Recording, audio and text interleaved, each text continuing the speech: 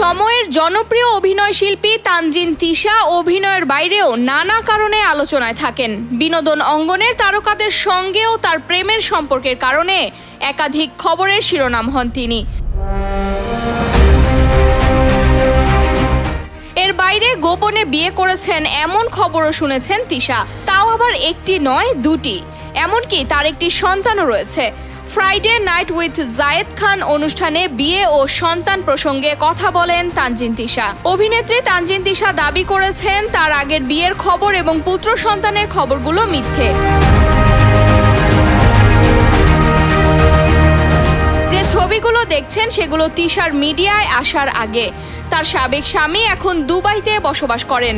সেই ঘরে তিশার একটি পুত্র সন্তান হয়েছিল। সেই পুত্রের সঙ্গেই ছবিগুলো। তিশার সেই পুত্র সন্তানটি এখন ঢাকায় তার দাদির সঙ্গে থাকে।